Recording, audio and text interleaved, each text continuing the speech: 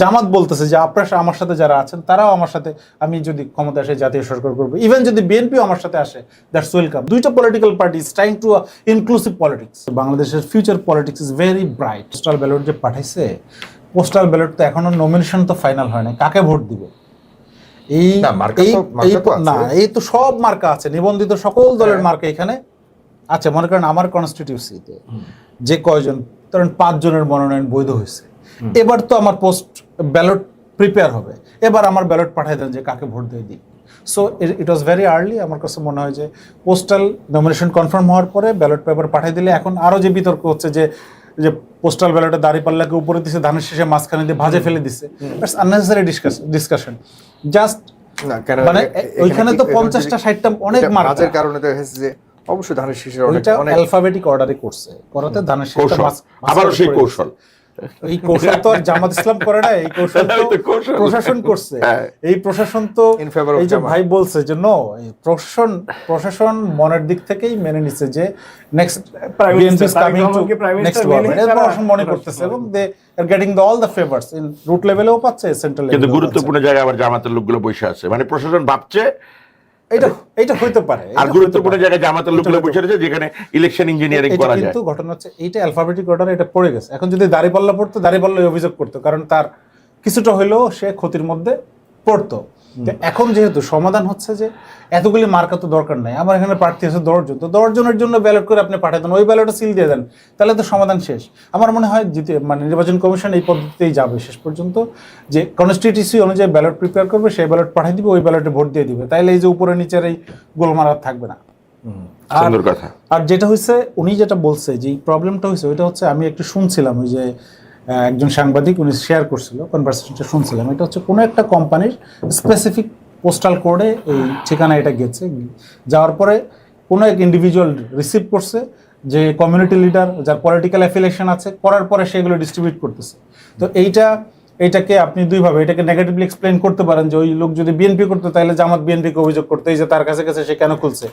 এখন যেহেতু সে জামাত হিসেবে অভিযুক্ত আছে, বিএনপি তাকে অভিযোগ করবে। পলিটিক্সে এই ধরনের সুবিধা প্রতিপক্ষ নেওয়ার চেষ্টা করে। নিরপেক্ষ জায়গা থেকে আমি আপনার কাছে জানতে চাচ্ছি, নিরপেক্ষ জায়গা থেকে বলেন যে এটা নিয়মটা তাহলে কি হওয়া উচিত ছিল, যেহেতু আমরা একটা ফ্রি ফেয়ার ইলেকশন চাচ্ছি, নিয়মটা তাহলে কি হওয়া উচিত ছিল? আমি এখন আপনাকে ওই পোস্টাল ব্যালটগুলি আমি রিসিভ করার পরে আমি কার কাছে পৌঁছাবো, এই তথ্য যদি পোস্টাল ব্যালটের উপরে না থাকে, তাহলে আপনাকে অবশ্যই জানতে হবে যে for whom this postal ballot, কার জন্য এই পোস্টাল ব্যালটটা আসছে।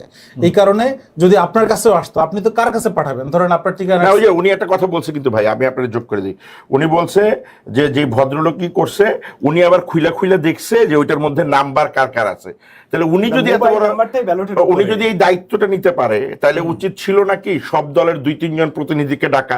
আপনার আগের কথাটা, বড় বড় দলগুলো, ধরেন আমাদের তার এতগুলো দল ইম্পর্টেন্ট না, বড় দলগুলার 3-4 জন প্রতিনিধিদের ডাইকা যে ভাই এই হচ্ছে এইটা, অথবা যে অ্যাম্বাসিতে তো গেছে, আমাদের তো অ্যাম্বাসির থ্রুতে গেছে, ওনারাই কেউ একজন দায়িত্ব নিয়ে ফোন করে দায়িত্ব, মানে এইভাবে একটা নেতার হাতে আত্মসমর্পণ।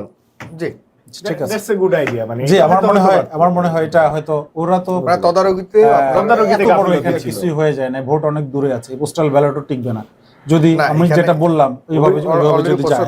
এটা একটা বড় ডিসক্রিপেন্সি। অভিযোগ আসলে ভাই দেখা যাচ্ছে পোস্টাল ব্যালটই হয়তো বাতিল হবে, এবং নির্বাচন কমিশনে বিএনপিও কমপ্লেইন করছে, এবং তারা বোধহয় কোনো একটা প্রপোজাল দিচ্ছে how to solve this issue.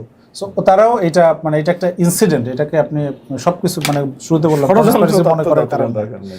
দ্বিতীয় হচ্ছে যেটা বলতেছিলাম যে শুরুতে যে আলোচনা ছিল, চরমোনাই এবং জামাত ইসলামের মধ্যে, আসলে ইসলামিক দলগুলির মধ্যে এই দুইটা দল হচ্ছে বাংলাদেশের লিডিং দল, জামাত ইসলাম এবং চরমোনাই। তারা জামাত ইসলাম 79 সাল থেকে বাংলাদেশে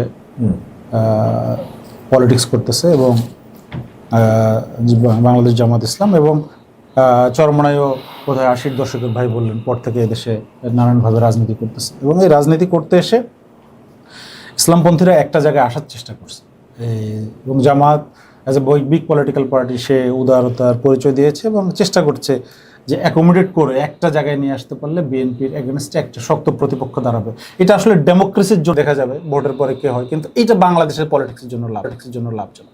আরও একটা গুরুত্বপূর্ণ ঘটনা বাংলাদেশ পলিটিক্সে আছে, যেটা আমার কাছে মনে হচ্ছে বাংলাদেশের future politics is very bright. আমি মনে করি, মাই ভিউ। কেন ব্রাইট? আপনি যদি political objective of Tarek Rahman গত আপনি 2 ইয়ার্স দেখেন এবং বাংলাদেশ আসার পরে তার বক্তব্য এবং ইনক্লুসিভনেস নিয়ে চিন্তা করেন, political objective of Shafiqur Rahman এবং তার এই ইনক্লুসিভ পলিটিক্সের অবজেক্ট নিয়ে চিন্তা করেন, আপনি দেখবেন দুইটা political party is trying to inclusive politics. এবং বিএনপি বলতেছে যে আমি কিন্তু জাতীয় সরকার করব তাদের সাথে নিয়ে যারা আমার এই আন্দোলনের অংশীদার ছিল। জামাত বলতেছে যে আপনারা আমার সাথে যারা আছেন তারাও আমার সাথে, আমি যদি ক্ষমতা আসে জাতীয় সরকার করবো, ইভেন যদি বিএনপিও আমার সাথে আসে, দ্যাটস ওয়েলকাম। এইটা কিন্তু এই পরিবেশ আজ থেকে এই 5ই আগস্টের আগে বাংলাদেশের পলিটিক্সে ছিল না।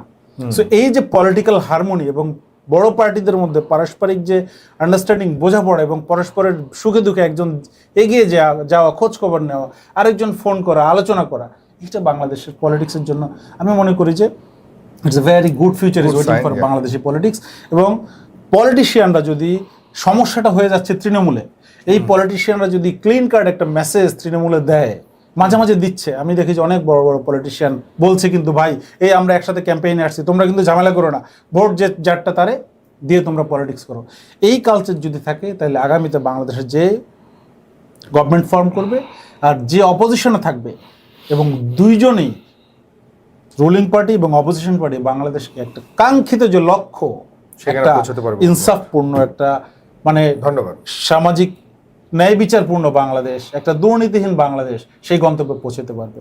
এই জন্য এই মানে যারা ভোটার আছে এবং যারা পলিটিক্যাল পার্টি আছে তাদেরকে সচেতন হতে হবে এবং তাদেরকে প্রার্থী এবং ব্যক্তির যোগ্যতা বিবেচনা করে মার্কাই যেন সব না হয়, যেন আমরা মার্কার উপরে যে প্রার্থীর কোয়ালিফিকেশন, যোগ্যতা, তার ক্রেডিবিলিটি, তার পার্সোনাল প্রোফাইল যেন আমরা বিবেচনায় আনতে পারি।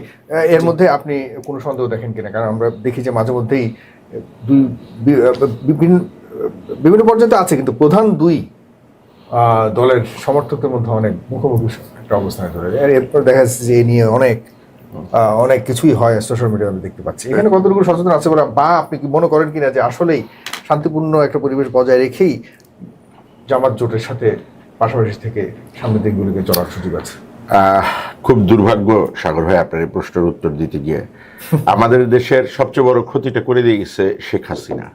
এটা আজকে না হলেও আগামী ধরেন 8-10 বছর পরে পাবলিকের কাছে প্রতীয়মান হবে। কারণ এই যে আপনি একটু আগে বললেন দুটা বড় দল জামাত আর বিএনপি এখন হয়ে গেছে, যারা 17টা আসন পায়, আমার ভাই ওনাদেরকে দেশের প্রধানমন্ত্রী অথবা প্রেসিডেন্ট চাইলে দিয়ে দেয়। মানে এটা আমরা কোন মানে দেশে বাস করতেছি? উনি কিভাবে বললো যে 17? তাহলে তো এনসিপি কালকে বলবে যে আমি 5 সিট পাইছি, জামাতের লোকের থেকে আমার প্রধানমন্ত্রী অথবা প্রেসিডেন্ট দেন, ওই রকম কথার মতো হয়ে গেল। সপ্তাহখানেক আগেই তো একটা সার্ভে, একটা এনজিও একটা সার্ভে করেছে যে সেখানে 34% আর 36% বিএনপি আর 34% হলো জামাতের ভোট আছে। আচ্ছা, তাহলে এই যে নিরপেক্ষ 20% আওয়ামী লীগ ওরা কই গেল ভাই? ওরা কই গেল? এই যে জরিপটা করলো 17% ছিল আর কি নির্বিকার। না, তাহলে এইটা কই গেল ভাই? এখন এই 17% মধ্যে আপনি কইতেছেন এই সার্ভেটাকে আপনি সঠিক মনে করছেন? 100% ভুয়া। ও যে আমার ভাই যেরকম কইছে 17% দিয়ে প্রধানমন্ত্রী আর প্রেসিডেন্ট দাবি করে ফেলতেছেন। মানে আপনি আপনার জায়গাটা তো আগে বুঝতে হবে সাগর ভাই। আপনি কে? জামাত ইসলামের অবস্থান কোথায় আছে বলে মনে করেন? আমার ভাই একটা লাস্টে সুন্দর কথা বলছে যে একটি শক্তিশালী বিরোধী দল সবসময় আমাদের দেশে দরকার। আমাদের অতীত কালচারটা যদি আমরা ঘাঁটি